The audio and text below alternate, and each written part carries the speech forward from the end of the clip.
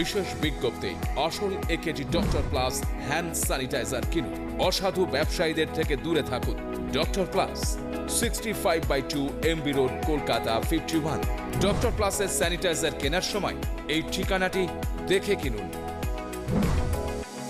সুস্থ থাকুন, সাবধানে থাকুন। নমস্কার, আপনাদের সবাইকে স্বাগত জানিয়ে আমরা শুরু করছি আজকের এখনকার অনুষ্ঠান করোনা সতর্কতা। ডক্টরস অন কলের এই অনুষ্ঠান নিয়ে আমাদের এগিয়ে যাওয়া। প্রত্যেকদিন বিশেষজ্ঞরা আসেন, চিকিৎসা ক্ষেত্রে তাদের নিজস্ব একটা দিক রয়েছে এবং তারা প্রত্যেকেই করোনা নিয়ে আমাদেরকে বলে যান, সতর্ক করে যান। কিন্তু আমাদের জীবনযাপনের ক্ষেত্রে নানান ভাগ রয়েছে। সেই ভাগ নিয়ে আমরা যখন জর্জরিত হই, বিশেষ করে ধরুন কোনো সময় দেখা যায় যে এই করোনা রোগটা তো সকলের হচ্ছে, ছোট বাচ্চা থেকে বড়। তো আমাদের জীবনযাপনের ক্ষেত্রে মহিলাদের সমস্যাটা অনেক বেশি। সেই বিষয় নিয়ে আজকে মূলত কথা বলা। আমাদের সঙ্গে রয়েছেন গাইনোকোলজিস্ট ডক্টর পারিজাত সান্যাল, অনেক অনেক স্বাগত। আর ডক্টর সান্যাল এর আগেও এসছেন, আমাদেরকে সতর্ক করেছেন। আমি কেন বললাম জীবনযাপনে মহিলাদের ক্ষেত্রে জটিলতা অনেক বেশি। আমরা মেয়েরা মা হই, আমাদের মেয়েদের শারীরিক নানা রকমের প্রতিকূলতা আমাদের নিয়ে এগোতে হয়। তো সেক্ষেত্রে যখন করোনা নামক রোগটি আমাদের উপরে চেপে বসে, তখন সেটা একটু সমস্যাবহুলই হয়ে ওঠে বলে আমি মনে করি অন্তত। মানে এটা ওই নারী পুরুষের দ্বন্দ্বের মধ্যে না গিয়েও বলা যেতে পারে। তো আজকে করোনাটাকে আমরা এইভাবে দুভাগে ভাগ করি, যে সাধারণ মানুষের করোনা আর প্রেগনেন্ট ওমেনের করোনা, মানে গর্ভবতী মহিলার করোনা। তো আমরা শুরু করি সাধারণ মানুষের করোনা। সেক্ষেত্রে তারা সিমটমস দেখে কিভাবে সতর্ক হবেন, আর গর্ভবতী একজন নারী তার করোনার সিমটমস দেখে সে কিভাবে সতর্ক হবেন? গর্ভবতী মানে প্রেগনেন্ট আর নন প্রেগনেন্ট লেডিজ বা মেনদেরও তাদের মধ্যে যে সিমটমের ডিফারেন্স আছে তা কিছু নয়, সেম আর কি। কিন্তু যেটা হয় হচ্ছে সিভিয়ারিটি অফ সিমটম। প্রেগনেন্সিতে একটা নর্মাল ভাইরাল লোড যদি থাকে, একটা টিপিক্যাল ভাইরাল লোডে দেখা গেছে যে প্রেগনেন্সিতে যেহেতু ওখানে ইমিউনিটি একটু কম্প্রোমাইজ থাকে, ইমিউনিটি একটু সাপ্রেস থাকে, সেই কেসেসে ওই সিভিয়ারিটি সিমটমস অনেক বেশি কয়েকটা কেসেসে দেখা গেছে ইন কেসেস অফ প্রেগনেন্সি। আর অন্যান্য যেসব সিমটমগুলো আছে, যেমন আপার রেসপিরেটরি ট্র্যাক্ট সিমটমস বলুন, যেমন সর্দি, কাশি, জ্বর, সোর throat, flu like symptoms, GI symptoms, vomiting বা লুজ মোশনস, এই জিনিসগুলো প্রেগনেন্সি আর নন প্রেগনেন্ট লেডিস বা যারা অন্য গ্রুপ অফ পিপল আছে তাদের মধ্যে দুজনেই সেম দেখা গেছে সিমটমসগুলো। হ্যাঁ, না, আমি বলছি টেক কেয়ারটা কিভাবে করবো। ধরুন একজন সাধারণ মানুষ, সেটা মেন ওমেন যাই হোক না কেন, তারা যিনি হন না কেন, তিনি কি করে নিজেকে উপসর্গ দেখলে নিজেকে সতর্ক করবেন বা কি কি পদক্ষেপ নেবেন? আর একজন প্রেগনেন্ট লেডির ক্ষেত্রে বাড়ির লোককে কতটা সতর্ক হতে হবে? প্রেগনেন্সিতে আরেকটু বেশি সতর্ক হতে হয়, কারণ সেখানে ইমিউনিটিটা যেহেতু একটু কম্প্রোমাইজ থাকে বা ইমিউনিটিটা একটু ডিফারেন্ট থাকে নন প্রেগনেন্ট লেডিসদের তুলনায়।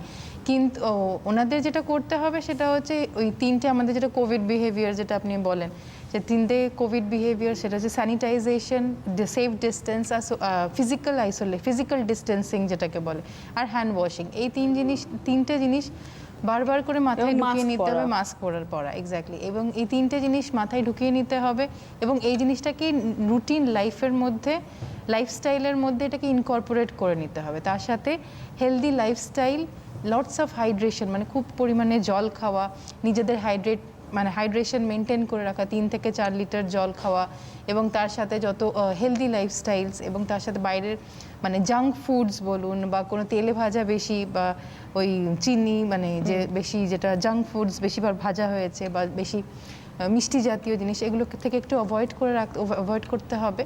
এই জিনিসগুলো দিয়ে যদি আমরা থাকি, আর এভরিডে যদি আমরা 30 to 40 মিনিটস অফ এক্সারসাইজ বা ডেইলি ওয়ার্কআউট যেটাকে বলে, যে কোনো জিনিস ফিজিক্যাল অ্যাক্টিভিটি মডারেট লেভেলে যদি অ্যাক্টিভিটিসের মধ্যে দিয়ে আমরা থাকি, তাহলে আশা করি আমাদের বডি ইমিউনিটিও মেনটেন থাকে। অ্যান্ড সেকেন্ডলি হচ্ছে আমরা নিজেদেরকে এই করোনা বা যে কোনো অন্যান্য রোগ যেগুলো ইমিউনো কম্প্রোমাইজের হতে পারে বা যেগুলো ইমিউনিটি কমে গেলে যেটা হতে পারে, সেগুলো থেকে আমরা নিজেদের সেভ করে রাখতে পারবো। আমার একটা প্রশ্ন, এটা আমার মনে হয়েছে যেটা আমি জানবো, সেটা হচ্ছে যে করোনাকে যেহেতু এখনো আমরা পুরোপুরি পড়তে পারিনি, মানে পুরো জানি না তার কি আছে না আছে, কতবার সে মিউটেট হবে, মানে অন্যান্য রোগের ক্ষেত্রে সাপোজ আজকে যদি একটা মানুষের ক্যান্সারও হয় তাহলেও চিকিৎসকদের হাতে চিকিৎসার একটা সুযোগ রয়েছে। সেটা হতে পারে লাং ক্যান্সার, হতে পারে মানে ইউট্রাস ক্যান্সার, যাই হোক না কেন, ক্যান্সারের একটা চারিত্রিক বৈশিষ্ট্য ডাক্তারদের জানা আছে, তারা চিকিৎসাটা একটা করতে পারেন। কিন্তু এটা কি আপনার মনে হয় যে এটা অনেক টাফ হয়ে গেছে আপনাদের কাছে, যেহেতু আপনারা চারিত্রিক বৈশিষ্ট্যটা বুঝে উঠতে পারছেন না বা সময় লাগবে ব্যাপারটা? করোনার চরিত্র যাই হোক, ওদের যে ম্যানেজমেন্ট আছে সেগুলো খুব বেসিক ম্যানেজমেন্ট। একটা রেসপিরেটরি সিনড্রোম, রেসপিরেটরি ট্র্যাক্ট ইনফেকশনে যা যা ম্যানেজমেন্ট হয় বা মাল্টি অর্গান ফেলিয়ারে যা যা ম্যানেজমেন্ট হয়, ম্যানেজমেন্ট ইজ ভেরি বেসিক। কিন্তু আমাদের যেটা বোঝা যায় না সেটা হচ্ছে যদি ভ্যাকসিনেশন যদি ঠিকঠাক করে কাজ না করে, এখন আপাতত ভ্যাকসিনেশন যথেষ্ট 80%, আমাদের 70 to 80% আমাদের এফিকেসি রেট বলছে। যদি এরপরে যদি আবার নতুন স্ট্রেনস হয় যেগুলো যদি অন্যভাবে যদি আমাদের অর্গানটাকে ফেল করে বা অর্গানসগুলোকে এফেক্ট করে, ইন দোজ কেসেস আমি কেন প্রশ্ন করলাম ডক্টর সান্যাল, যে এর মারণ ক্ষমতা ক্যান্সারের নয়, না। ক্যান্সার এইচআইভি এডস যদি হয় মানুষের সেক্ষেত্রে তার অনেক বেশি মারণ ক্ষমতা, কিন্তু এই রোগটার মারণ ক্ষমতা বেশি নেই, অথচ এর ওষুধটা নেই। এবং দেখা যাচ্ছে যে একে নিয়ে আমরা অনেক বেশি ভাবছি, whereas এর ম্যানেজমেন্টটা কিন্তু ইজিয়ার সিম্পলার। হ্যাঁ, তো এই জায়গাটায় কি কোনো একটা ব্যালেন্স হতে পারে না?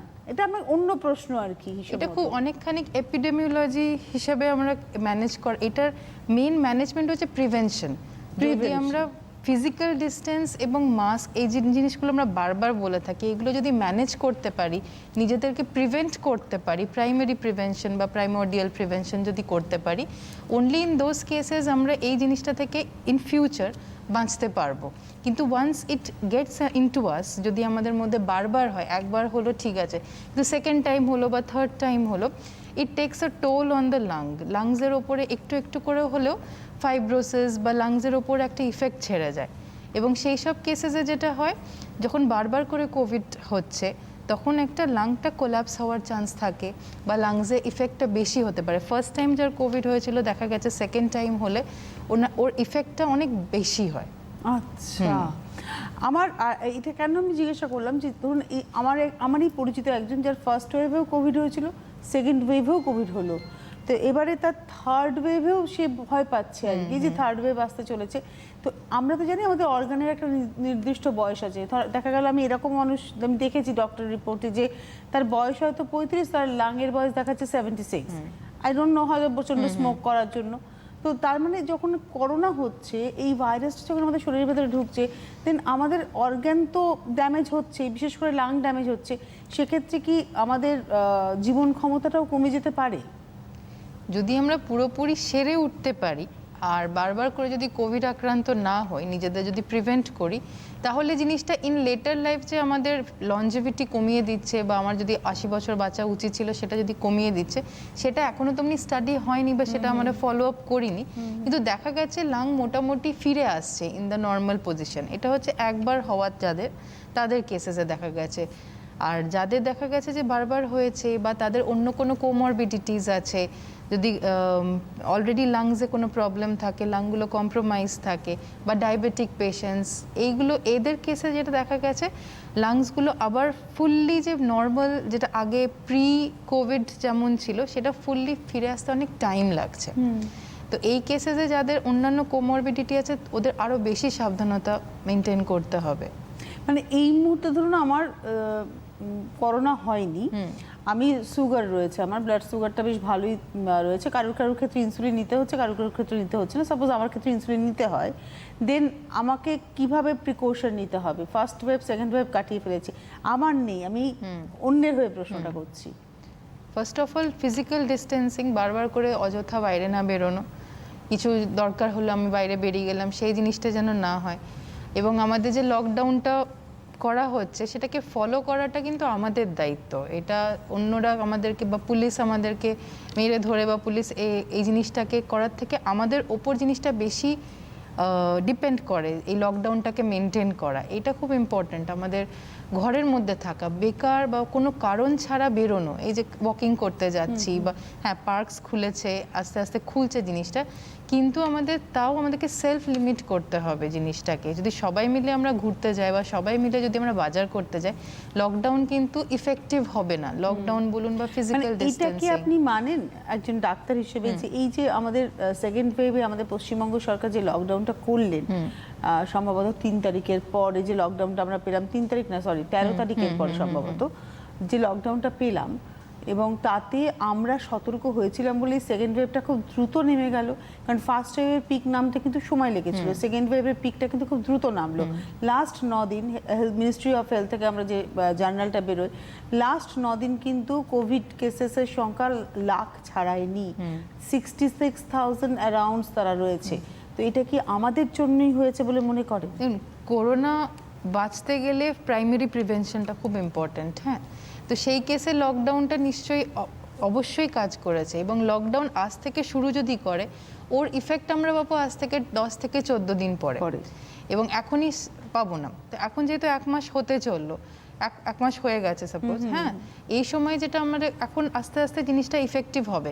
কিন্তু এখন আবার আমরা লকডাউনটাকে খুব কেয়ারলেসলি বা খুব লুজলি নিতে লেগেছি।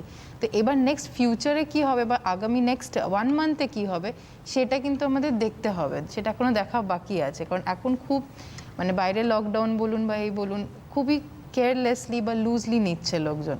আবার সেটা হয়েছে এই এখনই রিসেন্টলি একদম 3 or 4 ডেজ এটা দেখা যাচ্ছে, একদম গাড়ির সংখ্যা বেড়েছে, কিন্তু গাড়ির সংখ্যা কম, বাইরে যাওয়ার অনেক মানে বেড়েছে, লোকজন বেশি মানে বাজারে বেশি ভিড় হচ্ছে বা পার্কসে বেশি ভিড় হচ্ছে। এই জিনিসগুলো এখন, কারণ আমরা তো প্রথম থেকেই যাওয়া আসা করছি, আমরা সবসময় বেরিয়েছি, আমরা কোনোদিনই ঘরে ছিলাম না ফ্রম কোভিড-1 আগের এরা থেকে। তো সেটা আমরা বুঝতে পারি যখন আমরা বেরোই, জ্যাম বলুন বা ট্রাফিক বলুন বা আশেপাশে রাস্তাঘাটে লোক দেখি, সেগুলো বোঝা যায় যে জিনিসটা কতখানি আমরা স্ট্রিক্টলি নিচ্ছি আর কতখানি স্ট্রিক্টলি নিচ্ছি না। আমি গতকালই একটা নিউজের ভয়েস দিচ্ছিলাম, তাতে দেখলাম মহারাষ্ট্র, যেটা মানে ক্যাপিটাল আমাদের মানে ফিনান্সিয়াল ক্যাপিটাল বলা হয়, এবং মহারাষ্ট্র হচ্ছে ভারতবর্ষের মূল অর্থনৈতিক জায়গা, এবং মহারাষ্ট্রেই সবচেয়ে বেশি করোনা আক্রান্ত, মহারাষ্ট্র এবং তারপর কেরালা। তো মহারাষ্ট্রের সরকারি আধিকারিকরা গ্রামে গ্রামে পৌঁছচ্ছেন বোঝানোর জন্য, প্লিজ ওয়্যার মাস্ক, এবং টিকাকরণ, কেউ টিকা নিতে চাইছেন না। তো এইটা ভারতবর্ষের ছবি হতে পারে না। এটা আমার মনে হয় যে মানুষকে অনেক সচেতন হতে হবে, এবং সরকারি উদ্যোগকে তারা যদি আমরা সবসময় সরকারকে দোষ দিই, সরকার এটা করলো না, সরকার ওটা করলো না, বাট আমরা কতটা এবার, এটা ভীষণ ইম্পর্টেন্ট। তো আমার মনে হয় আমরা যারা শিক্ষিত মানুষ, অন্তত আমাদের বাড়িতে যারা মেয়েরা আছেন, যারা আমাদের সহযোগিতায় আসেন, তারা ভয় পাচ্ছেন, তাদেরকে বোঝানো উচিত আমাদের ফর আওয়ার সেফটি, এটা for our safety, for our family safety. আজকে ধরুন আমার বাড়িতে একটা 8 বছরের বাচ্চা রয়েছে, আমি সেই বাচ্চাটাকে রেখে অফিসে আসছি, আমার মেয়ের সেখানে আসছে, আমি টিকাকরণ প্রক্রিয়ার মধ্যে রয়েছে, আমার বাচ্চাটা কিন্তু আনএক্সপোজড, আমি বেরোচ্ছি বাট আমি টিকাকরণ হয়ে গেছে, তো বাচ্চাটা বেরোচ্ছে না। সাপোজ আমার মেয়ের আসছে, তার টিকাকরণের সুযোগ থাকা সত্ত্বেও সে নিচ্ছে না, এবার সে যখন আসছে কোথাও থেকে হয়তো সে অ্যাসিম্পটোমেটিক রয়েছে, সেক্ষেত্রে আমার বাচ্চাটা কিন্তু রিস্ক হয়ে যাচ্ছে, বা আমার বাড়িতে একটা বৃদ্ধ মানুষ রয়েছেন, তার রিস্ক হয়ে যাচ্ছে।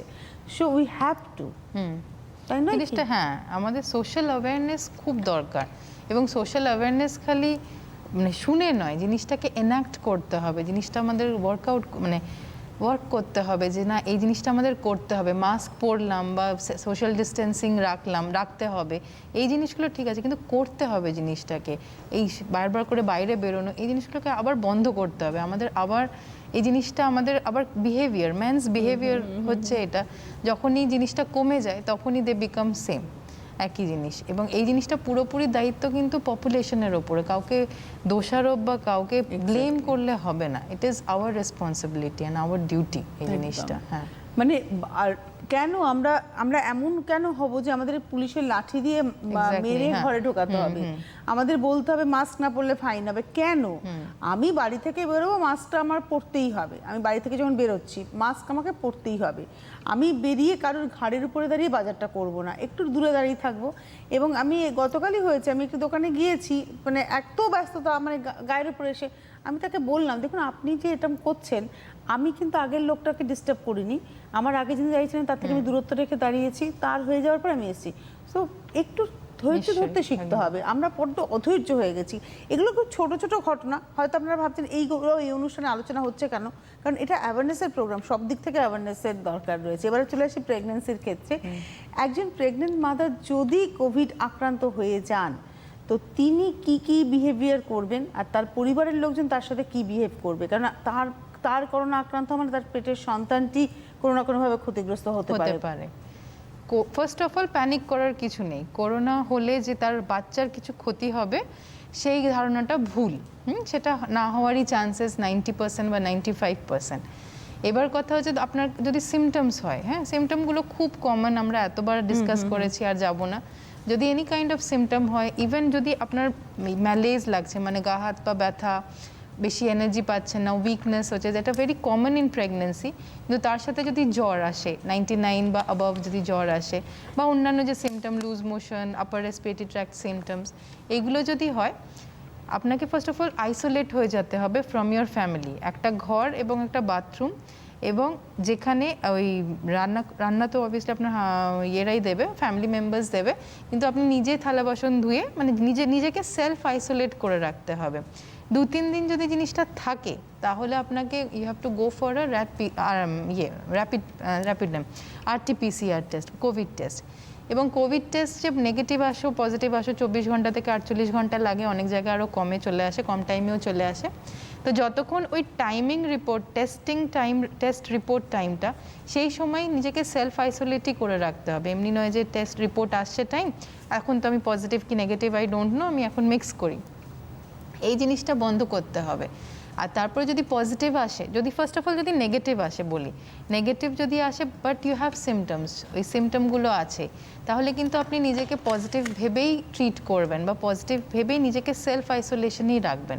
এবং পজিটিভ যদি আসে তাহলে তো ইট ইজ ভেরি সিম্পল, আমাদের গাইডলাইন্স আছে, আপনাকে ঘরেই থাকতে হবে। যদি আপনি একদম স্টেবল থাকেন, পালস অক্সিমিটার রাখতে হবে ঘরে, SpO2টা মেজার করতে হবে এভরি 4 আওয়ারলি, 4 থেকে 6 আওয়ারলি বলে পালস অক্সিমিটার, বিপি, পালস, আর এই নিজেদের সেন্স অফ ওয়েল বিইং যেটা বলে, হ্যাঁ আমার খারাপ লাগছে বা আমার ঠিক লাগছে, এই জিনিসটা যেন 4 আওয়ারলি বা 6 আওয়ারলি নিজেরা মেনটেন করে। এবং there should be a care giver, ঘরে ফ্যামিলির মধ্যে একজনের দায়িত্ব থাকা উচিত, যে মাঝে মাঝে গিয়ে ওনাকে জিজ্ঞেস করবে, আইসোলেটেড হয়ে থাকলো তা নয়, মাঝে মাঝে জিজ্ঞেস করবে। কাউকে যদি ঢুকতে হয়, he or she should wear at least a 3-ply mask. N95 হলে খুব ভালো, দুজনকেই 3-ply মাস্ক, না হলে অ্যাটলিস্ট ও একটা N95, এই দুটো পড়তে হবে যখনই আপনি নিজেদের মানে এই ঘরের মধ্যে ঢুকবেন বা একটা ডিস্টেন্স কমবে।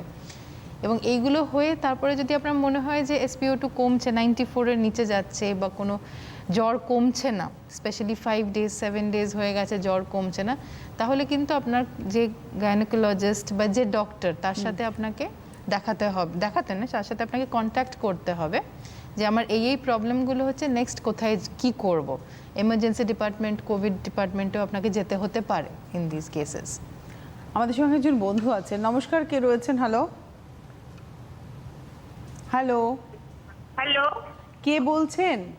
বলছি আমি বাগুইহাটি থেকে রিঙ্কু সরকার বলছি। হ্যাঁ বলুন। বলছি কি, আমি নেক্সট বেবির জন্য কনসিভ করতে চাই। হ্যাঁ, তার জন্য কি ভ্যাকসিন এখন নিতে পারি?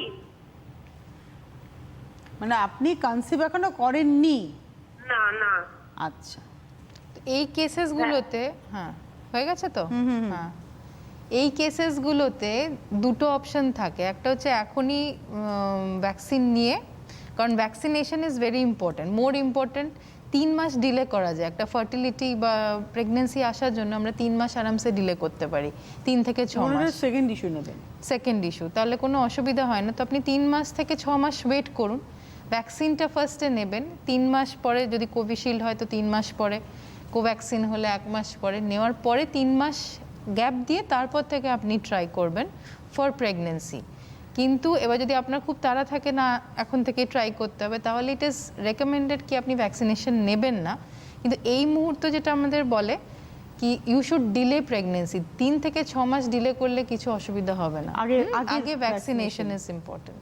কারণ আপনিও তো চাইবেন আপনার যে সন্তানটি আসবে সে একটা সুস্থ পৃথিবী পাক, একটা মুক্ত বাতাস পাক, এটা আমাদের সবার কাম্য। কারণ সত্যি কথা বলতে এই খাঁচায় পাখি আটকে রাখলে পাখির কতটা কষ্ট হয় লাস্ট 1.5 ইয়ারে আমরা সবাই বুঝতে পেরেছি।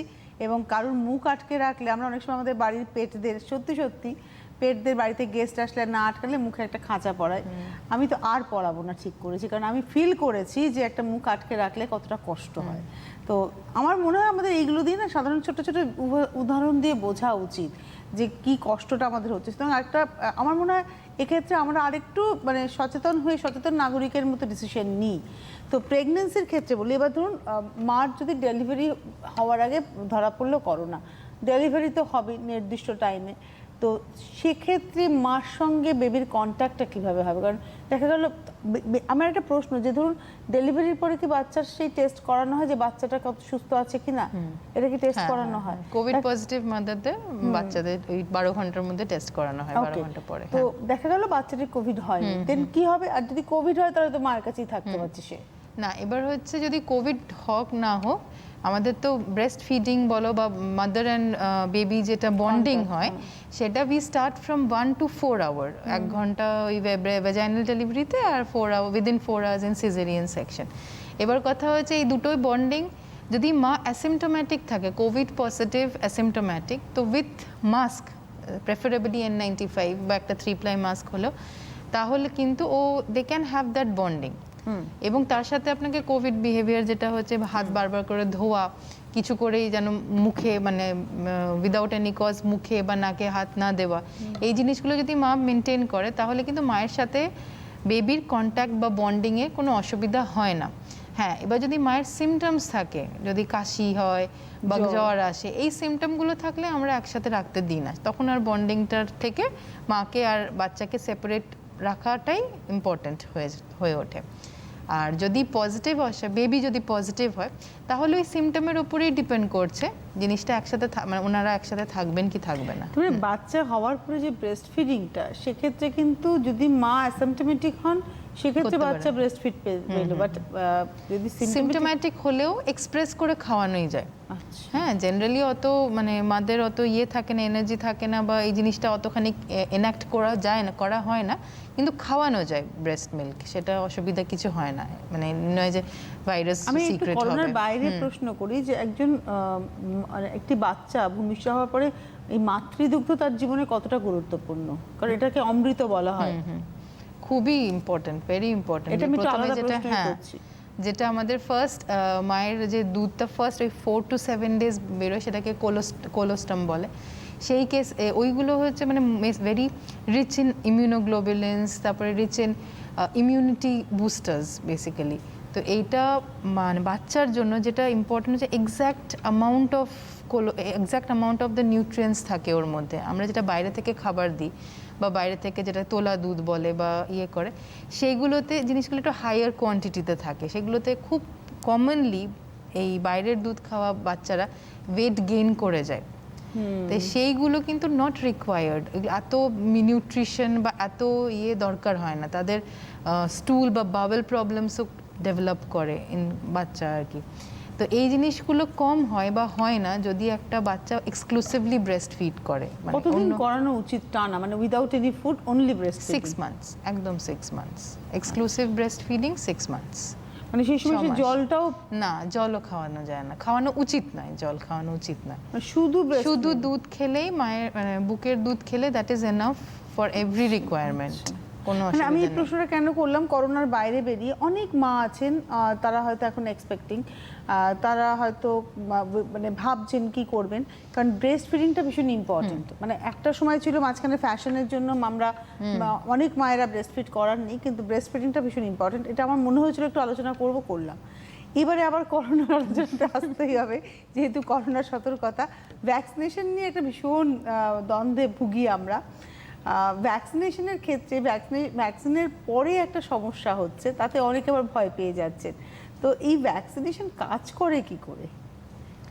ভ্যাকসিনেশন হচ্ছে আমাদের মধ্যে একটা ইমিউনিটি তৈরি করে। ভ্যাকসিন হচ্ছে ইন্ট্রোডাকশন অফ ইনঅ্যাক্টিভেটেড ভাইরাস, যেটা আমাদের ইনফেক্ট করবে না, কিন্তু ভাইরাস ওই জেনেটিক মেটেরিয়ালগুলো থাকবে, যেটাকে দেখে আমাদের বডি একটা ইমিউনিটি ডেভেলপ করবে যে হ্যাঁ, next time when the virus comes, active or inactive, ওই যে ইমিউনিটিটা যে হালকা করে ডেভেলপ হলো সেটা বুস্ট আপ ডেভেলপ, মানে একটা ওদের মেমোরি থাকে, তো সেটা আরও বুস্ট করবে মানে ইমিউনিটিটা আরও বেড়ে জিনিসটাকে বার করে দেবে ভাইরাসকে।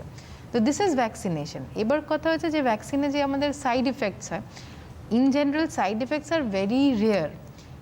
ভেরি কমন হচ্ছে আমাদের ফিভার আসা বা একটু হাত পা ব্যথা করা, ম্যালেজ, উইকনেস 1-2 দিন থাকে, তো এইটা very common. This is common in every vaccine, কিন্তু মানে most of the vaccines.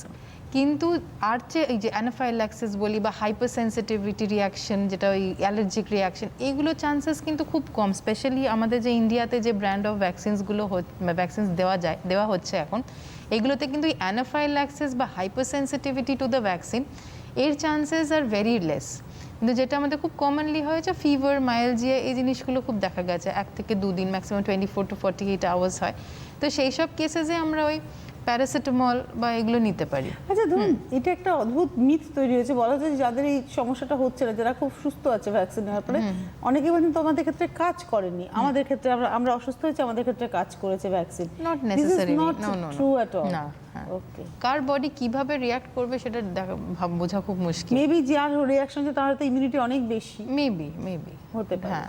R Covishield Covaxin নিয়ে একটা ভীষণ দ্বন্দ্ব চলছে, যে কোভিশিল্ড নিয়েছি আমি অনেক বেশি ইমিউনাইজড, আর কোভ্যাক্সিন তুমি নিয়েছো তোমার ওটা, এই ব্যাপারটা কি? এই দুটো সেম, হ্যাঁ, ওদের ক্যাটাগরি জনার অফ দ্য ভ্যাকসিন হচ্ছে সেম, দুটো ইনঅ্যাক্টিভেটেড ভাইরাস, এবং সেটা নিয়ে কারোর মানে এমনি থাকা উচিত, যেটা পাবেন আপনি নিয়ে নেবেন, এটাই যেটা অ্যাভেলেবেল। এখন অ্যাভেলেবিলিটিটা সমস্যা ছিল, এখন অনেক বেটার হয়েছে, কিন্তু এখনও আমরা বলি যে অ্যাভেলেবেল থাকলে নিয়ে নেবেন, কোনটা ভালো কোনটা বাজে ওটা না ভেবে নিয়ে নেবেন, কারণ দুটোরই এফিকেসি আর immunity those are more or less same. তো এটা দেখার মতন আমাদের as a general public we should not differentiate, আমরা নিয়ে নিতে হবে, একটা ভ্যাকসিনেটেড থাকতে হবে আমাদেরকে। এই যে খাওয়া দাওয়াটা তো ভীষণ ইম্পর্টেন্ট, আমি করোনা বলে বলছি না, প্রেগনেন্ট মাদারদের খাওয়া দাওয়াটা ভীষণ ইম্পর্টেন্ট। কতটা ইম্পর্টেন্ট? কারণ আমাদের এক সময় মিথ ছিল যে বেশি খেও না, পেট ভরে খেতে নেই, একটা সময় ছিল প্রাচীনকালে মানে ধরুন 1980-85 এই কনসেপ্ট নিয়ে অনেক বাড়ির বড়রা বলতেন, বাট এখন সিনারি বদলেছে। তো আমি একটু ডিউরিং প্রেগনেন্সি এবং আফটার প্রেগনেন্সি একটু ডায়েটটা জানবো। আমি কনসিভ করলাম, আমি জানলাম যে আই এম প্রেগনেন্ট, তো আমার ডায়েটে তখন কি কি পরিবর্তন থাকবে? Pregnancy is a physiological stage, হ্যাঁ, এটা এমনি নয় যে আমার ডিজিজ হয়েছে বা কোনো রোগ হয়েছে।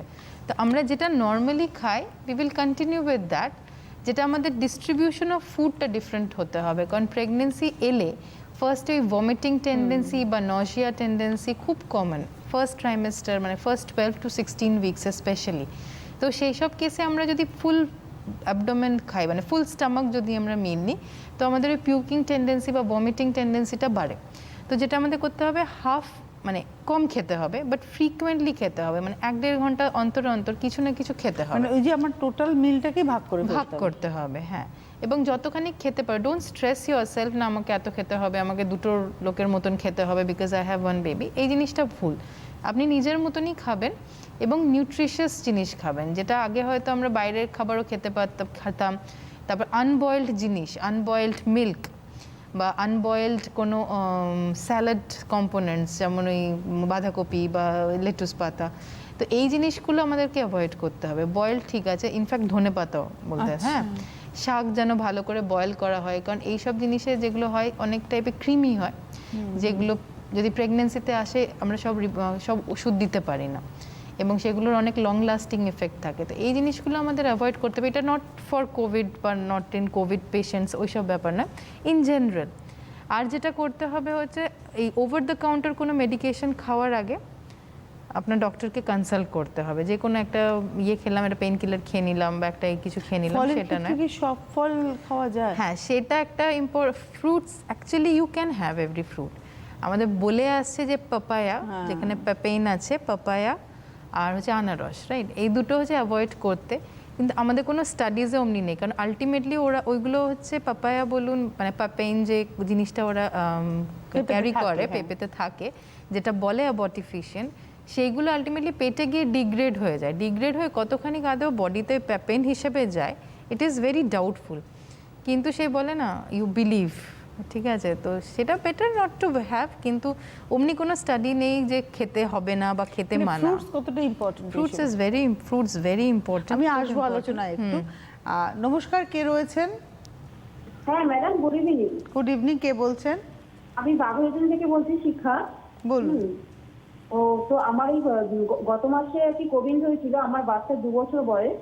বাচ্চার আমার হাজবেন্ডের 3 ইয়ারই হয়েছিল, তো অলরেডি এখন কোভিড মানে ছেড়ে গেছে আমাদের। তো আমি বলছিলাম যে আমি আমার এলার্জির জন্য একটা ওষুধ খেতাম আমি, লিভোসিটিরাইজেন। তো ওটা আমাকে ডাক্তার প্রেসক্রাইব করেছিলাম এলার্জির জন্য।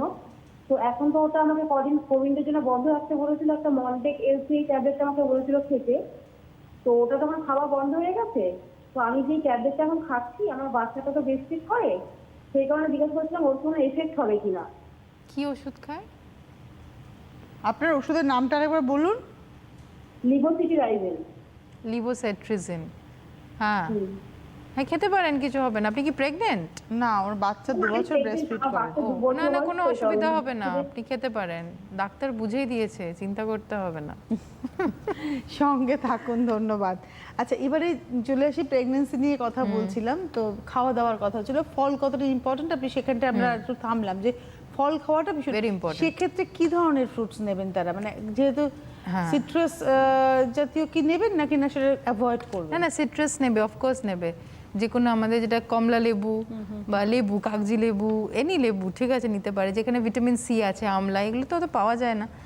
আর যেটা সিজনাল ফ্রুটস, এখন যেমন ম্যাঙ্গো, তারপরে কাঁঠাল, এই জিনিসগুলো এখন পাওয়া যাচ্ছে। সিজনাল ফ্রুটসও নেবে, মানে যেগুলো খুব মিষ্টি ফ্রুটস, যেমন স্পেশালি ম্যাঙ্গো। তো যাদের সুগার হওয়ার টেন্ডেন্সি আছে বা ফ্যামিলি হিস্ট্রি অফ সুগার আছে, যেমন যদি মায়ের সুগার থাকে, ফার্স্ট ডিগ্রি রিলেটিভ, মানে হচ্ছে মা, বাবা, ভাই বোন, নিজেদের ভাই বোন, এদের যদি সুগার থাকে, তাহলে দেখা গেছে যে প্রেগনেন্সিতে অনেকেরই সুগার ডেভেলপ করে, যেটা ডেলিভারির পরে আবার নর্মাল হয়ে যায়। তো এই জিনিসগুলো যদি আপনার ফ্যামিলি হিস্ট্রি থাকে, ইউ শুড বেটার অ্যাভয়েড। এমনি নয় যে খাবেন না, কিন্তু একটু ভেবে চিন্তে খাবেন, দেখে নেবেন আপনার সুগারের ব্যাপারটা একটু দেখে নেবেন, এমনিতেও 2-3 বার করে টেস্ট করা হয়। তো এই জিনিসটা একটা ইম্পর্টেন্ট। যেমন লিচু, দে কন্টেন হাই কার্বস, খুব কার্বোহাইড্রেটস থাকে। আর একজনের যদি ওভারওয়েট হয়, ওভারওয়েট হলে যেটা ম্যাঙ্গো বা এতে এত হাই কার্বোহাইড্রেট আছে, হ্যাঁ মিনারেলস প্রচুর আছে, ভাইটামিনস আছে প্রচুর, কিন্তু জিনিসটার সাথে কার্বোহাইড্রেটসও প্রচুর থাকে। তো সেগুলো একটু অ্যাভয়েড, মানে অত বেশি না খেয়ে, because this are very tasty fruits, ঠিক আছে, একটু কম খাওয়া বেটার। আর না হলে আমরা কমলা লেবু বা গোয়াভা, অ্যাপেল, এইগুলো সব খেতে পারি, কোনো অসুবিধা হয় না। আচ্ছা, একটা প্রশ্ন আমি করি, সবার তো আর্থসামাজিক অবস্থা সমান নয়, যারা একটু বিলো লাইফ লিড করেন, মানে আমি বলছি ধরুন পভার্টি লাইনের কাছাকাছি, সেই সমস্ত মায়েদের সব কিছু তো খেতে পারবেন না, তারা সিম্পল ডাল ভাতে কি ভালো থাকতে পারবে? হ্যাঁ, ডাল ভাত যদি ওরা খায় এবং তার সাথে আমাদের স্বাস্থ্য কেন্দ্র থেকে আয়রন আর ক্যালসিয়াম দেওয়া হয়, আমাদের গভর্নমেন্ট ইজ জেনারেস এনাফ, ওরা আয়রন ক্যালসিয়ামটা বিনামূল্যেই দেয় প্রেগনেন্সিতে। তো সেইটাও যদি খেতে পারে, সেটা যদি ওনারা নিতে পারেন, তাহলে কিন্তু জেনারেলি আমরা দেখি না কোনো মা খুব একটা ভিটামিন ডেফিসিয়েন্সিতে ভুগছে। এবং আমাদের যেটা নর্মাল ডায়েট হয়েছে, যতই রিচ ফ্রুটস খান বা যতই খান, এই আয়রন জিনিসটা কিন্তু আমাদের নর্মাল ডায়েট থেকে সাপ্লিমেন্টেশন আসে না ওয়েন উই আর প্রেগনেন্ট। প্রেগনেন্সিতে একটা ইনক্রিজড অ্যামাউন্ট অফ আয়রন থাকে, ইনক্রিজ ডিমান্ড অফ আয়রন থাকে। তো সেই কেসেসে আমাদের একটা আয়রন সাপ্লিমেন্টেশন কম হোক বা বেশি হোক, ইন্ডিয়াতে একটা আয়রন ডেফিসিয়েন্সি অ্যানিমিয়াটা খুব বেশি প্রেভেলেন্ট। তো এই কেসেসগুলোতে আমাদের একটা বাইরে থেকে একটা সাপ্লিমেন্ট লাগে, তো সেটা আমাদের ইন্ডিয়ান গভর্নমেন্ট এটা সাপ্লাই করে to all mother's, BPA, below poverty line হোক বা যারাই স্বাস্থ্যকেন্দ্রে যাবে কার্ড করাবে, তাদেরকে একটা আমরা সাপ্লাই করি, গভর্নমেন্ট সাপ্লাই করে। তো সেইগুলোও যদি আমরা অ্যাভেল করতে পারি, তো সেখানে তো পয়সা ব্যাপার আসছে না। তো সেটা খেলেও কিন্তু ওনারা অনেক সুস্থ থাকেন এবং they lead a very normal এবং হেলদি লাইফস্টাইল, হেলদি ডেলিভারিতেও কোনো অসুবিধা হয় না, ইয়েতেও হয় না, এবং বাচ্চাগুলো দেখি ভালোই বেরোয়, কোনো প্রবলেম হয় না কিছু। মূলত রাস্তায় যে সমস্ত বাচ্চারা বড় হয় তারা অনেক হেলদি থাকে, অনেক ইমিউনিটি ওদের অনেক বেশি থাকে, কারণ ওরা প্রথম থেকেই জুড়ছে আর কি। তো এবারে যেটা আমার প্রশ্ন থাকবে সেটা হচ্ছে যে প্রেগন্যান্সির পরে, মানে আমার ডেলিভারির পরে, তখন আমার টেক কেয়ারটা কী হওয়া উচিত? আজকে না আমি করোনার বাইরে বেরিয়ে প্রশ্ন করছি, কারণ যেহেতু উনি গাইনোকোলজিস্ট এবং অনেক বন্ধুরা হয়তো তারা মা হতে চলেছেন, তো এত করোনা করোনা করোনা করোনা, আমরা একটু বেরিয়ে অন্য গল্প করি। আপনাদের করোনা নিয়ে প্রশ্ন থাকলে ডেফিনেটলি আপনারা করতে পারেন, কারণ আমার মনে হয় ডক্টর সান্যালের আজকে মানে তার পেরিফেরিতে কোয়েশ্চেন করছি আমি, সেটা হচ্ছে যে আফটার ডেলিভারি মা কিভাবে টেক কেয়ার করবেন, তার মানে মা তো ব্রেস্ট ফিড করাচ্ছেন বাচ্চাকে, কিন্তু মায়ের ফিডিংটা কি হবে এবং আর কি তখন মায়ের আর কি ধরনের ওষুধ খেতে হবে? ব্রেস্ট ফিডিংটা খুব হাই এনার্জি রিকোয়ারমেন্ট, হ্যাঁ আমাদের we lose a lot of weight. যারা খালি এক্সক্লুসিভ ব্রেস্ট ফিড করতে সাকসেসফুল হয় ওদের কিন্তু ওয়েট অনেক লুজ হয়, এটা খুব ক্যালোরি লুজ হয়। তো এই জিনিসটাতে খুব হাই ডায়েট খেতে হবে, মানে হাই প্রোটিন বা হাই কার্বস ডায়েট খেতে হবে, এবং তার সাথে ভিটামিনসের মধ্যে হচ্ছে টিপিক্যাল হচ্ছে ভিটামিন ডি জাতীয় জিনিসপত্র। সাপ্লিমেন্টও নিতে পারেন, এত যদি 1 লিটার দুধ বা 500 ml দুধ তো খাওয়া হয়ে ওঠে না অনেক সময়। তো এই কেসেসগুলোতে আপনি সাপ্লিমেন্টসও নিতে পারেন বাইরে থেকে, যে ভিটামিন ডি বা ক্যালসিয়াম। এবং বাইরে থেকে একটা খুব ইম্পর্টেন্ট জিনিস সেটা হচ্ছে ক্যালসিয়াম খাওয়া, কারণ যে অ্যামাউন্ট অফ ক্যালসিয়াম আমাদের লাগে ডিউরিং ব্রেস্ট ফিডিং 1000 বা 1500 মানে যেটা নর্মাল লাগে তার থেকে এক্সট্রা আরও 1500 মিলিগ্রাম লাগে, ঠিক আছে? তো সেই সব কেসেসে আমাদেরকে বাইরে থেকে যদি না নিই, হ্যাঁ জিনিসটা পুরোপুরি মানে রেপ্লেনিশ করতে পারে না আমাদের ডায়েট, নর্মাল ডায়েট যেটা হয়। তো ডিউরিং ব্রেস্ট ফিডিং নিউট্রিশিয়াস খাবার, এবং খুব করে ওই যে স্যুপ মানে স্যুপ নয়, মানে যেটা পাওয়া যায় সেই স্যুপ নয়, যেটা সবজি দিয়ে যেটা আমাদের বানানো হয় বাড়িতে বানানো স্যুপ, নট কোনো রেডিমেড, হ্যাঁ নট রেডিমেড স্যুপ, মানে প্যাকেট খুললেন আর জলের মধ্যে দিয়ে দিলেন স্যুপ হয়ে গেল, স্যুপ নয় এটা ডেলি। হ্যাঁ, এবং তার সাথে ফ্রুটস খুব করে, এবং নিজেরা মিল্ক, হ্যাঁ ওনাদেরকে মিল্কে ক্যালসিয়াম থাকে, এবং সেই জিনিসগুলো যদি খায় এবং তার সাথে যদি সাপ্লিমেন্টস নেয়, সাপ্লিমেন্টস সবসময় দরকার হয় না, হ্যাঁ মানে আমরা এটা বলি সবসময়, কিন্তু ক্যালসিয়াম জিনিসটা এমন জিনিস যেটা আমাদের নর্মাল ডায়েটে আমাদের মা দিদিমারা দেখেছিলাম দুধ সাবু খাওয়াতেন, মানে ব্রেস্ট ফিডিং মাদারকে নিয়ম করে দিনে 3 বেলা 1 বাটি করে দুধ সাবু, ভেরি মানে খেতে অতি জঘন্য, বাট খুব মানে ইফেক্টিভ, হ্যাঁ কারণ সাবু কিছু না, সাবুতে অনেক কার্বোহাইড্রেটস থাকে আর দুধে অনেক ক্যালসিয়াম থাকে, তো এই জিনিসটা আগে থেকেই চলে আসছিল। তো আর এবং দুধ সাবু খেলে এই সমস্ত প্রাচীন কিছু রীতিনীতির মধ্যে কিছু না কিছু বেনিফিটস রয়েছে, প্রচুর বেনিফিটস রয়েছে, এগুলো তো এভিডেন্স বেসড। আফটার ডেলিভারি ওই একটা রসুন কালো জিরে ঘি একটা কিছু গল্প থাকতো, সেগুলোর তার মানে এফেক্ট আছে, নিশ্চয়ই এফেক্ট আছে, এগুলো দেখে এসছে বলেই মানে জিনিসটা মেনে আসছি আমরা, এফেক্ট নিশ্চয়ই আছে। দুধ সাবুটা খুব ভালো, মানে ওই জিনিসটা, এবং তার সাথে হচ্ছে আমরা ওই অ্যামাউন্ট অফ ওয়াটার অনেক বেশি থাকে, মানে এটা সাইন্টিফিক্যালি এক্সপ্লেন করতে গেলে এমনি হয় আর কি। তো ক্যালসিয়াম আছে, কার্বোহাইড্রেট আছে, আর অনেক পরিমাণে জল আছে। তো এই 3টে জিনিসে খুব দরকার হয় ডিউরিং ব্রেস্ট ফিডিং। হাইড্রেশন খুব ইম্পর্টেন্ট ব্রেস্ট ফিডিং এর সময়। যে যখন বলে মানে মাদের খুব কমনলি কোয়েশ্চেন আসে দ্যাট ব্রেস্ট মিল্ক হচ্ছে না, আপনি ওষুধ দিন। জিনিসটা ওষুধের ওপর ডিপেন্ড করে না, জিনিসটা ডিপেন্ড করে মাদার আর বেবির যে বন্ডিংটা হয়, ও যত কাছে থাকবে, এটা একটা পুরো সাইকোলজিক্যাল ডিপেন্ডেন্স। হ্যাঁ, আপনি যদি আলাদা রাখেন মাকে আর বাচ্চাকে, জীবনে দুধ আসবে না, ঠিক আছে, মানে বা লেস আসবে, ও জীবনে বলবো না কম আসবে, যতখানি আসার কথা ফিজিওলজিক্যালি। মায়েদের একটা প্রশ্ন থাকে যে আমার বাচ্চার পেট ভরছে না, আমি ব্রেস্ট ফিড করাচ্ছি কিন্তু আমার বাচ্চার পেট ভরছে না, আমরা লক্ষণটা বুঝবো কি করে যে আমার বাচ্চার পেট ভরে গেছে? বাচ্চা ওই সাকলিং যেটা থাকে সেটা কমে যাবে, এবং ও স্যাটিসফাইড থাকবে, ওটা মা বুঝতে পারে, ওটা বন্ডিং একটা কাজ করে, এবং আর খেতে চাইবে না, এটাই মেন হচ্ছে। এবং বেবি উইল বি স্যাটিসফাইড, মানে বেবিকে দেখেই বোঝা যাবে ও ঘুমিয়ে পড়বে, কারণ প্রথমে এই 1 মাস বা 2 মাস তো পুরোপুরি ঘুমিয়েই কাটায় বাচ্চা। তো সে আর যখনই খিদে পাবে তখনই ওরা কাঁদবে বা ঘুমোবে না, এই জিনিসগুলো করবে, তাহলেই বুঝে যাবে। 6 মাসের পরে তারপর ব্রেস্ট ফিডিংটা কিভাবে কমাবে, মানে আলটিমেটলি কত বছর অবধি বাচ্চা ব্রেস্ট ফিড করাটা ভালো বলে আপনি মনে করেন?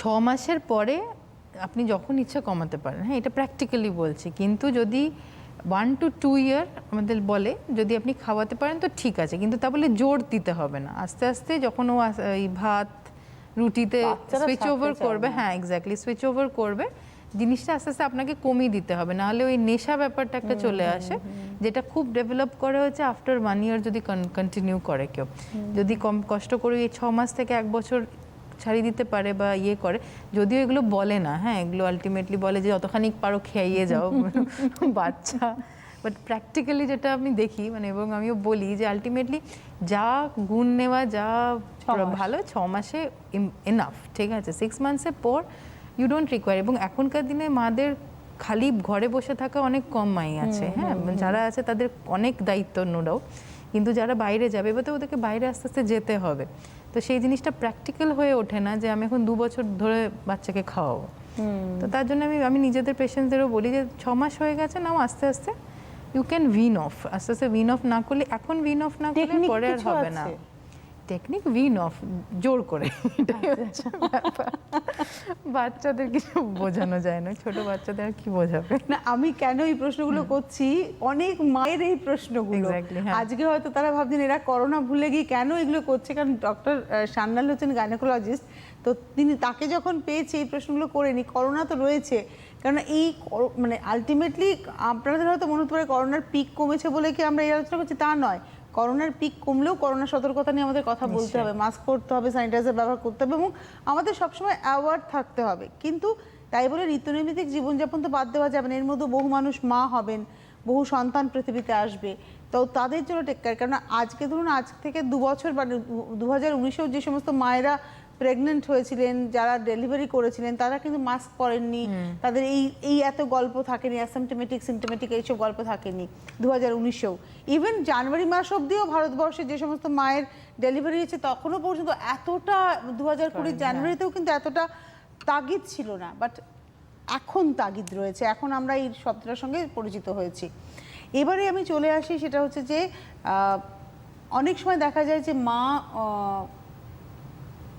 ইস্যু নিলেন, বাচ্চা হলো এবং তারপরে সেই বাচ্চাটি আস্তে আস্তে বড় হওয়ার পরে মা চাইছেন সেকেন্ড ইস্যু, যেটা আমরা আজকে একটা ফোন পেলাম। তো এক্ষেত্রে প্ল্যানিং প্রোগ্রাম আমি একটু শুনবো, তবে তার আগে কেউ রয়েছেন। নমস্কার, কে রয়েছেন? তো থেকে সায়নী রায় কথা বলছি। সায়নী, কোথা থেকে? সোনারপুর থেকে। আচ্ছা, বলুন। হ্যাঁ ম্যাডাম, আমি ম্যাডামের কাছে প্রশ্ন আছে, সেটা হলো যে আমি কনসিভ করেছি এই 74 দিন মতো হলো, 74 ডেজ। তো আমি করোনার জন্য এখনো কোনো ডক্টর দেখাতে পারিনি। তো সেক্ষেত্রে উনি যেটা বলছিলেন ভিটামিন ডি বা হচ্ছে ক্যালসিয়ামটা খাওয়া উচিত, সেটা আমি তো এখনো পাইনি বা আমি খাইনি, কিন্তু ডক্টর দেখাইনি। তো আমার কি কোনো সমস্যা হতে পারে? মানে 74 ডেজ? হ্যাঁ হ্যাঁ হ্যাঁ আচ্ছা, অনুষ্ঠান তারপরে আমাদের আলোচনাটা ভালো লাগছে সায়নী, তাই তো? হ্যাঁ হ্যাঁ, খুব ভালো লেগেছে। আমি তো ভাবছি কেমন লাগছে আপনাদের। আচ্ছা, প্রয়োজন ছিল তাই না এই অনুষ্ঠানটা করার? খুব খুব প্রয়োজন ছিল। মানে আমি তো করোনার ভয়ে কোনো ডক্টর এখনো দেখাতেই হ্যাঁ, পারিনি। মানে এইটা একটু আলোচনা করি আমরা। বাড়ি থেকে। আর একটা কথা আমি সাহস করে ম্যামকে জিজ্ঞাসা করতে পারছি না যে উনি কোনো মানে টিভিতে কোনো ফোনে ও মেডিসিন বলবেন কিনা, কারণ আমি ঘর থেকে পা বাইরে বের করতেই আমার একটা ভয় বলে আমি এখনো দেখাতে পারিনি। তবে আমি যাবো 2-1 সপ্তাহের মধ্যেই দেখাতে ডাক্তার যাবো। দেখানো কতটা জরুরি ডিউরিং প্রেগন্যান্সি, মানে কনসিভ করার কত সপ্তাহ পর থেকে ডাক্তারের কাছে প্রতি মাসে ভিজিট করা উচিত, সেটা একটু আলোচনা করে নি। তুমি তাহলে তোমার ভয়টা অনেকটা কাটবে। সঙ্গে থাকো সায়নী, থ্যাংক ইউ। প্রথমে 3 মাস যেটা হয় ফলিক অ্যাসিড খেতে হবে, ঠিক আছে? ফলিক অ্যাসিডের অনেক ব্র্যান্ড আছে, দোকানে গেলেই ওর হয়ে যাবে। ও 2 মাস কাটিয়ে ফেলেছে। হ্যাঁ, 2 মাস। হ্যাঁ, যদি না যেতে পারে এখনই যেটা খেতে হবে সেটা হচ্ছে ফলিক অ্যাসিড। এখনই আয়রন ক্যালসিয়ামের দরকার হয় না। Iron calcium generally second trimester থেকে হয়, 16 সপ্তাহ 18 সপ্তাহ থেকে হয়। এই সময় যেটা ইম্পর্টেন্ট হচ্ছে ফলিক অ্যাসিড। এই সময় বাচ্চার যেটা নিউরাল ডেভেলপমেন্ট হয়, নার্ভ ডেভেলপমেন্ট হয়, ব্রেনের যে কোষগুলো ডেভেলপ করছে, তো ফলিক অ্যাসিড ইজ ইম্পর্টেন্ট এই সময়টাতে। আর যেটা হচ্ছে ভিটামিন ডি, এখনই আপনাকে খেতে হবে না, ইউ ক্যান ডিলে, পরেও খেলেও হবে, অসুবিধা নেই। আর আপনি অবশ্যই প্রথম ওই 10 সপ্তাহ মানে 10 উইকস আপনি ক্যালকুলেট করে নেবেন, 10 থেকে 11 উইকসের আগে যেন বুকিং করাবেন, মানে যে কোনো ডক্টরকে আপনি দেখাবেন। কারণ ইম্পর্টেন্ট টেস্টগুলো যেগুলো দরকার হয় সেগুলো 10 উইকস থেকেই শুরু হয়, এবং এটা যদি মিস করে যান তাহলে ওই রিপোর্টগুলো আপনার হবে না 11-13 উইকস এইসব সময়। অনেক ইউএসজি হয়, স্ক্যানস হয়, যেগুলোতে বাচ্চার বোঝা যায়, তো সেইগুলো খুব ইম্পর্টেন্ট উইন্ডো। তো 10 উইকসের মধ্যে যেন আপনি অবশ্যই কোনো ডক্টরের কাছে গিয়ে বুকিং করাবেন। আর এখন আপনি যদি ফলিক অ্যাসিডও খান তাহলেও ইট ইজ এনাফ, তার থেকে আর বেশি কিছু এখন না খেলেও চলবে। আর এখান থেকে উনি এর বেশি বলতেও পারবেন না। না। এটা হচ্ছে ওনার কথা। ডাক্তার দেখানো কতটা জরুরি আপনি বলছেন? 3 মান্থস মানে প্রথম কোন দিন, মানে ধরুন একটা মা প্রেগনেন্ট হলেন, বুঝলেন আমি কনসিভ করেছি, তার কদিনের মধ্যে ডাক্তারের কাছে যাওয়া উচিত? অ্যাজ সুন অ্যাজ পসিবল, একদম কোনো কথা নয়। আজকে যদি পজিটিভ আসে তো যবেই নেক্সট আপনি যেতে পারবেন, হ্যাঁ তবেই যাবেন। অনেক এমার্জেন্সি এখন, মানে এটা এখন কোভিডের জন্য হয়তো আমরা ওয়েট করছি, আর যদি আমরা ডিলে করতে চাই না, যেতে পারছি না ডিউ টু সাম রিজন, তো মিনিমাম যেটা বলি 10 উইকসের মধ্যে বুকিং করতে। উইদিন 10 উইকস অ্যান্টিনেটাল বুকিং করতে বলি। আর মানে আইডিয়ালি যবেই প্রেগনেন্সি এসছে সেই দিন বা তার পরের দিন অ্যাজ সুন অ্যাজ পসিবল আপনাকে যেতে হবে। যদি মনে করেন আপনার থাইরয়েড বেশি থাকলো, সুগার বেশি থাকলো, সেগুলো তো রিপোর্ট না করে আমরা জানতে পারবো না, আপনাকে দেখে আমরা বুঝতে পারবো না। তো সেইগুলোর ইফেক্ট কিন্তু স্টার্ট হয়ে যায় 6 উইকস বা 7 উইকস থেকে। তো ওই জিনিসটাকে রুল আউট করার জন্য আমাদেরকে অ্যাজ সুন অ্যাজ পসিবল যে কোনো ডক্টরের কাছে, গাইনি ডক্টরের কাছে আপনাকে যেতে হবে যখনই আপনার প্রেগনেন্সি টেস্ট পজিটিভ হবে। আমার একটা প্রশ্ন, থাইরয়েড একটা মেইন ইস্যু, অনেক সময় দেখা যায় থাইরয়েড প্রেগনেন্সিতে অবস্টাকলস হয়ে দাঁড়ায়। তো থাইরয়েড আছে, থাইরয়েড ট্রিটমেন্ট করে মা কনসিভ করলেন, দেন থাইরয়েডকে সে কি ম্যানেজ করে রাখবে? কারণ থাইরয়েড থাকলে তখন কি তার বাচ্চার ক্ষেত্রে কিছু সমস্যা হতে পারে? থাইরয়েড যদি উনি থাইরয়েড খান, হাইপোথাইরয়েডিজম খুব কমন হচ্ছে, হাইপো মানে থাইরয়েড কম আছে, তো বাইরে থেকে আমরা থাইরয়েড সাপ্লিমেন্টস দিই। তো সেই কেসেসগুলোতে যেটা যদি প্রেগনেন্সি আসার আগে উনি থাইরয়েড খাচ্ছিলেন, সাপোজ 25-50 এমনি করে খাওয়া হয়, তো 25 যদি খান তো শি উইল কন্টিনিউ। হ্যাঁ, যেটা হয় ডিউরিং প্রেগনেন্সি যদি ডাক্তার দেখানোর সময় উনি পেলেন না বা ডাক্তার দেখাতে পারছেন না, এখন পজিটিভ এসছে, 1-2 সপ্তাহ পরে হয়তো উনি যাবেন, তো এই সময় ওনাকে থাইরয়েডের যে ওষুধটা উনি খান সেটা কন্টিনিউ করতে হবে। In pregnancy generally increase demand of thyroid থাকে। হ্যাঁ, থাইরয়েড যদি 25 পাওয়ারের হয় জেনারেলি 50 পাওয়ার শুরু করা উচিত। এটা মানে ডক্টর টু ডক্টর ভ্যারি করে, আমাদের কোনো এমনি গাইডলাইন কিছু নেই, কিন্তু অ্যাটলিস্ট আপনারা যেটা করতে পারেন সেটা হচ্ছে থাইরয়েডটা বন্ধ না করে you will continue with the same dose at least. তারপরে আপনি ডক্টরের কাছে গেলেন, থাইরয়েড টেস্ট হলো, কম বেশি এসে টাইট্রেট করলো, কমালো বা বাড়ালো, জেনারেলি বাড়াতেই হয়, কমায় না জেনারেলি। তো জিনিসটা অমনি করে আপনাকে দেখতে হবে। আর থাইরয়েড যদি ক্রস হাইপোথাইরয়েড থাকে, মানে প্রচুর কম থাইরয়েড, ওকে, তো দোজ কেসেসে মিসক্যারেজ বা বাচ্চার হাইপোথাইরয়েডিজম হওয়ার চান্স থাকে। কিন্তু আমাদের যেটা সবচেয়ে কমন হয়েছে সাবক্লিনিক্যাল থাইরয়েড, সাবক্লিনিক্যাল হাইপোথাইরয়েড, মানে জাস্ট ওনার কোনো সিমটম নেই, থাইরয়েড কম হলে যা যা সিমটম হয় সেই সিমটমগুলো নেই, কিন্তু একটা রিপোর্টে একটু কম বেশি আছে।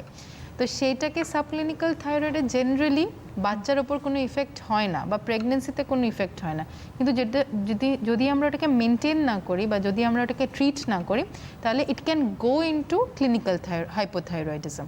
তার জন্য সাবক্লিনিক্যাল থেকে যেন আমরা স্টার্ট করি মেডিকেশন, যেমন মেডিকেশন দেওয়া থাকে, এবং সেই জিনিসটা কন্টিনিউ করে যেতে হবে থ্রু আউট প্রেগনেন্সি। হ্যাঁ, কয়েকটা কেসেসে হয় TSH খুব কমে যাচ্ছে, তো সেই কেসেসে আমরা বন্ধ করি বা কমিয়ে দিই, কিন্তু জেনারেলি প্রেগনেন্সিতে দের ইজ ইনক্রিজ ডিমান্ড, মানে আরও খেয়ে যেতে হয় জেনারেলি। এবারে বলছিলাম সেকেন্ড ইস্যুর প্ল্যানিং ঠিক কোন সময় করা উচিত? কারণ আমাদের ভারতবর্ষে তো প্ল্যানিংয়েরই অভাব মূলত থাকে, মানে পপুলেশনটা অনেক বেশি, তো I think we should know minimum 2টো বাচ্চার মধ্যে গ্যাপ দেওয়া উচিত 2 বছর, মিনিমাম 2 ইয়ার্স, ঠিক আছে? স্পেশালি যাদের সিজারিয়ান, তো তাদের যেটা এই সিজার হয় তো সেখানে একটা স্কার থাকে, ইউট্রাসের মধ্যে একটা স্কার থাকে ইউট্রাসের ওপর, তো এবং সেটাকে হিল করতে মিনিমাম 18 মান্থস লাগে টাইম, মিনিমাম। হ্যাঁ, এক্স্যাক্টলি মিনিমাম, বেশি দিলে আরও ভালো। তো 18 মান্থসের মধ্যে যেন কোনো প্রেগনেন্সি আবার থেকে সিজারিয়ান সেকশন না হয়, মানে 2টো সিজারের gap minimum 18 months or more. তো সেটাকে সেফ রাখতে গিয়ে আমরা 2টো বাচ্চার মধ্যে 2 বছর ডিফারেন্স রাখতে বলি। 2 বছর ডিফারেন্স রাখলে দেখুন ইউট্রাস কিন্তু তখনও হিল করেনি when it has the next baby, ঠিক আছে? যদি 2 বছর কারো কোনো 2টো বাচ্চার মধ্যে টাইমিং থাকে তাহলে সেকেন্ড ইস্যুটা যখন এসছে ইউট্রাস কিন্তু তখনও 18 মান্থ ওর কমপ্লিট হয়নি, ইফ ইউ ক্যালকুলেট। তো ওইটা আমাদের মাথায় রাখতে হবে যে 2 ইয়ার্স মিনিমাম, মিনিমাম। হ্যাঁ, সিজার এবং যদি নর্মাল ডেলিভারি হয় তাহলেও আমরা 2 বছরের, কারণ নর্মাল ডেলিভারিতে আমরা হয়তো ভাবছি ইউট্রাসে তো কাটা হয়নি, স্কার হয়নি, কিন্তু তার শারীরিক যে সমস্যাটা হচ্ছে, তার শরীরে তো অনেক ক্ষয় হচ্ছে, সেইটাকে হিল করতে হবে। কারণ নর্মাল আগেকার দিনে তো সিজারিয়ান ছিলই না, তখন তো নর্মাল ছিল, কিন্তু তারপরেও অনেক ধরনের রোগ দেখা দিত আফটার প্রেগনেন্সি। একটা রোগ ছিল সুতিকা বলে, একটা বাংলা কথা ছিল, সেই রোগেরও তার ক্ষেত্রেও মানে মারণ ইয়েটা অনেক বেশি। আমরা আমাদের কবিগুরু রবীন্দ্রনাথ ঠাকুরের স্ত্রীর ক্ষেত্রেই সেটা বলতে পারি, আমি যতটুকু আর কি পড়েছি, কারণ অনেক অল্প সময়ের মধ্যে অনেকগুলো বাচ্চা তার হয়েছিল, সেটা অন্য কথা। কিন্তু আমার মনে হয় আমাদের একটু সচেতন হতে হবে এবং সরকারি একটা উদ্যোগ নিতে হবে এই পপুলেশন আটকাতে গেলে। কারণ আজকে যদি ভারতবর্ষে 140 কোটি মানুষের ভারতবর্ষ না হতো, তাহলে যে ভলিউমে এখন টিকাকরণ চলছে তাতে সমস্ত মানুষের টিকাকরণ কমপ্লিট হয়ে যেতে পারতো, কিন্তু আমরা পারবো না, আমরা যেহেতু আমাদের মোস্ট পপুলেটেড কান্ট্রি। তো আমার যেটা আজকে আমরা করোনা সতর্কতা নিয়ে শুরু করেছিলাম ঠিকই, কিন্তু তারপরে আমরা চলে গেছি, কেননা এই মুহূর্তে যে সমস্ত মায়েরা বাড়িতে বসে আছেন তারা হয়তো কনসিভ করেছেন, বুঝে উঠতে পারছেন না। আজকের এপিসোডটা তাদের কাছে খুব মানে অ্যাপ্রোপ্রিয়েট এপিসোড হবে, এবং এটা যদি আপনারা রেখে দেন বা শেয়ার করে রাখেন আপনার পেজে, আপনারা যখন মনে হবেন যে আচ্ছা ডক্টর সান্যাল তো খাওয়া দাওয়ার কথা বলেছেন, কী ধরনের খাওয়া দাওয়া করব। কিন্তু আমার একটা লাস্ট প্রশ্ন, অনেক মা আছেন কিছুই খেতে পাচ্ছেন না, দেখা গেল 6 মাস 8 মাস অবধি তিনি শুধুই বমি করছেন, তার ক্ষেত্রে করণীয়টা কি? First of all diet modification. হ্যাঁ, অনেক প্রেগনেন্সিতেই আছে, প্রেগনেন্সিতে এত বমি হয় যে খেতে পারেন না। হ্যাঁ, তো সেই কেসে যদি ওনারা স্টেবল থাকে, মানে ঠিকঠাক ডিহাইড্রেটেড যদি না হয়ে থাকে, তাহলে আপনাকে ডায়েটটাকে মডিফাই করতে হবে। আমরা বুঝতে পারি না যে কোন জিনিসটা খেয়ে আপনার বেশি ভমিটে। অনেক জিনিস হয় যে ভেজা জিনিস খেলে, যেমন ভেজা ভাত বা গলা ভাত বা সেদ্ধ জিনিস খেলে, যেটা আমাদের প্রেগনেন্সিতে বলে বেশি করে খেতে মারা বা আমাদের ফ্যামিলি থেকে বলে, এইগুলো খেলে কিন্তু ভমিটিং টেন্ডেন্সিটা আরও বাড়ে। আমি জেনারেল পপুলেশনের কথা বলছি, অনেকের হয়তো ভাল লাগতে পারে এবং অনেকের হয়তো মাছ বা আষ্টানে গন্ধ লাগছে। তো সেই কেসেসগুলোতে আমি বলবো ওগুলো খাবেন না, দরকার নেই খাওয়া। তার জায়গায় আপনি শুকনো রুটি খান বা ব্রেড খান, ব্রেড শাঁকা খান, ওটা আপনার কার্বোহাইড্রেট দেবে। এর যদি মাছ না ভালো লাগে তাহলে এগ হোয়াইট খান, সয়াবিনের চাংস খান, সোয়া চাংস খান, বা ওটা ডায়েটটাকে আপনাকে মডিফাই করতে হবে যদি আপনার ওই জিনিসটা পারভার্টেড অ্যাপেটাইট থাকে। খুব ইম্পর্ট্যান্ট। আগে যেমন প্রেগনেন্সির আগে যে জিনিসগুলো আমাদের ভাল লাগতো সেগুলো জেনারেলি প্রেগনেন্সির পরে বা প্রেগনেন্সির সময় ভাল লাগে না, এবং মানে আগে হয়তো এই বিস্কিটটা ভালো লাগতো, পরে হয়তো ওই বিস্কিটটা ভালো লাগে না, যেটা ভালো লাগতো না সেটা এখন ভালো লাগছে। তো সেই জিনিসটাকে আমার ডায়েটের মধ্যে আনতে হবে। আমি এমন মানুষকে জানি যার প্রেগনেন্সি আসার পর সে খেতে পারছিল না, প্রথম 3টে মাস প্রচন্ড বমি করলো, তারপরে সে কি খেত? শুধু মিষ্টি আর চিড়েটা নিজের মতো করে ভেজে খেত, ওটা খেয়ে সে স্যাটিসফাইড থাকছে, কিন্তু ভাত খেলেই তার বমি হচ্ছে। তো ওইটাও ডায়েট মডিফাই করেছেন উনি। আর তার সাথে আপনাকে যদি একদম বাইরে কোনো নিউট্রিশাস খাবার যদি না খেতে পারেন, তাহলে আপনাকে একটু সাপ্লিমেন্টস নিতে হবে, কিছু করার নেই সব কেসেসে নিতে হবে একটু। আর এমনিতে আয়রন ক্যালসিয়াম যা থাকে। আপনি একটা কথা বলছেন যে প্রথম 3 মাসের মধ্যে ফলিক অ্যাসিড নিতে হয়, কারণ ওই সময় বাচ্চার নিউরো ডেভেলপমেন্ট হয়। তারপরে এই যে ইন্টারিমগুলো যেগুলো রয়েছে প্রেগনেন্সিতে, বাচ্চার গ্রোথটাও কিন্তু ভীষণ ইম্পর্টেন্ট। আমার শরীরের ভেতরে একটি শিশু, তার গ্রোথটাও ভীষণ ইম্পর্টেন্ট। সেক্ষেত্রে কোন সময় কি ধরনের খাওয়া দাওয়ার দরকার? ধরুন প্রথম 3 মাসে কি ধরনের খাওয়া দাওয়া, তারপরের 3 মাসে কি ধরনের খাওয়া দাওয়া? জেনারেলি যদি খুব ম্যালনারিশড মা না থাকে, বাচ্চা ঠিক নিয়ে নেয় নিউট্রিশনগুলো। মানে মায়ের দেখা গেছে মায়ের অ্যানিমিক, মাদার ইজ অ্যানিমিক, বাচ্চা কিন্তু অ্যানিমিয়া নিয়ে জন্মায় না। ওখান থেকেও ঠিক নিজের মতন বেশি করে নিয়ে নেয়। হ্যাঁ, নিজের ব্লাডটা নিয়ে নেয় বা নিজের হিমোগ্লোবিন নিয়ে নেয়। মা আরও অ্যানিমিক হয়ে যেতে পারে, বাট বেবিজ উইল বি ওকে। হ্যাঁ, এই কেসেসগুলোতে খুব গ্রস ম্যালনারিশড বা মায়ের কিছু নেই বডিতে, তখন বেবিরা আস্তে আস্তে ম্যালনারিশ বা গ্রোথ রিটার্ডেশন হতে পারে। কিন্তু ইন জেনারেল কিন্তু বাচ্চারা যথেষ্ট, মানে বাচ্চাদের বডিটাই এমন করে বানানো হয়, বা ওদের প্লাসেন্টেশন বলুন বা ওদের ভ্যাসকুলারাইজেশনটাই বলুন, এমন করে বানানো হয় যে মায়ের থেকে যদি একটুও পেতে পারে, ওরা জাস্ট সাক করে নিয়ে নেয়। তো সেই কেসেসে আমাদের ফার্স্ট অফ অল মাকে নিজের ব্যাপারে বেশি ইম্পর্টেন্স দিতে হবে, যে আমাকে নিজের ডায়েটটাকে রেপ্লেনিশ করতে হবে to meet the increase demand. Specifically হচ্ছে আমার কার্বোহাইড্রেট ইনক্রিজ বাড়াতে হবে, প্রোটিন ইনটেক বাড়াতে হবে, এবং যাতে মাল্টিভাইটামিনস মানে ভাইটামিনসগুলো যেগুলো হয় সেগুলো বাড়াতে হবে। তার সাথে আয়রন আর ক্যালসিয়াম সাপ্লিমেন্টেশনসগুলো বাড়াতে হবে। ক্যালসিয়াম আমাদের যেটা দুধ বা ডিমে পাওয়া যায় সেটা এনাফ হয়, কিন্তু আমরা যেহেতু বলি যে অত তো খাওয়া যায় না, কারণ যেহেতু একটু অম্বল হয় বা অত গ্যাস হয় এই জিনিসগুলোতে, তার জন্য আমরা বলি বাইরে থেকে একটা ওষুধ নিলে। ডিউরিং প্রেগনেন্সি কিছু না কিছু কমপ্লিকেশন শুরু হয়, সেটা শেষ অবধি থাকে। মানে কারোর ক্ষেত্রে হয়তো দেখা গেল ইচিং, কারোর ক্ষেত্রে মাসেল ক্র্যাম্প, এরকম কিছু না কিছু শুরু থাকে। নমস্কার, কে রয়েছেন? হ্যালো, হ্যালো, কে বলছেন? হ্যাঁ বলছি, আমি আপনার থানার আশপাশ থেকে বলছি। কিচ্ছু শুনতে পাচ্ছি না দাদা, কিচ্ছু না, বলুন জোরে। হ্যাঁ হ্যালো, হ্যাঁ এবার বলুন। হ্যাঁ আমি বলছি আমার ওয়াইফ এই 5 মাস 1 তারিখ আসছে। হ্যালো কিচ্ছু বুঝতে পারছি না। আপনার ওয়াইফের কি 5 মাসের প্রেগন্যান্সি চলছে? হ্যাঁ হ্যাঁ হ্যাঁ হ্যাঁ 5 মাসের প্রেগন্যান্সিতে তার 1 তারিখে কি হয়েছে? 1 তারিখ না, এই পড়লো। প্রেগন্যান্সি পড়লো, আচ্ছা। 5 মাস পড়লো আর কি, হ্যাঁ বলুন। হ্যাঁ 5-এ পড়লো। এবার আমি আপনার হেলথ সেন্টারই আপনি কি Hello? চাইছেন বলুন। হ্যাঁ আমি বলতে চাইছি যে এখন করোনার ব্যাপার নিয়ে কি বলতে পারিনি। পাশাপাশি আমাদের যে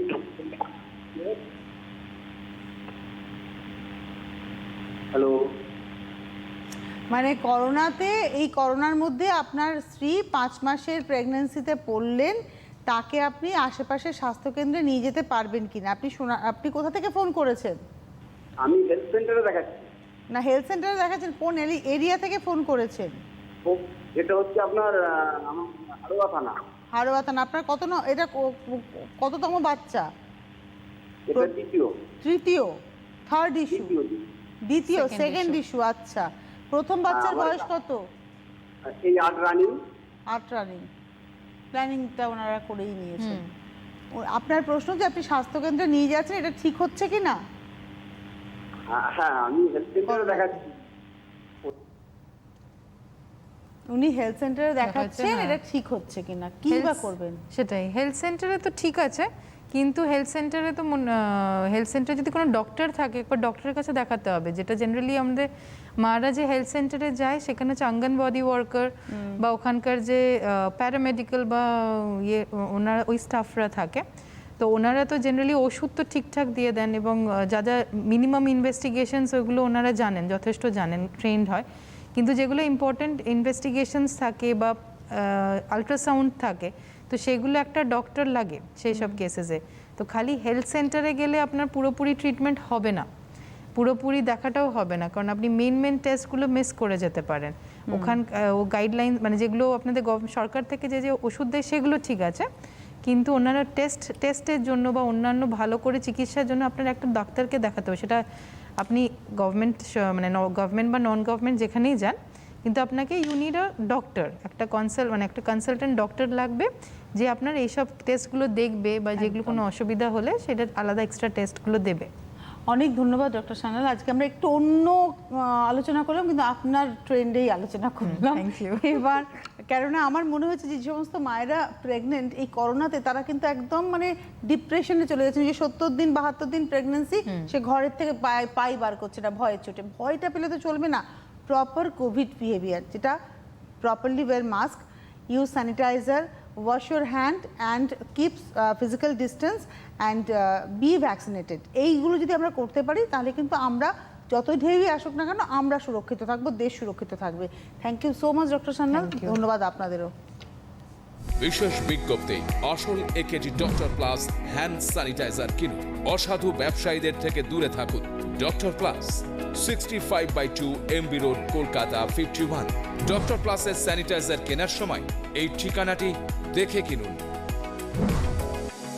সুস্থ থাকুন, সাবধানে থাকুন।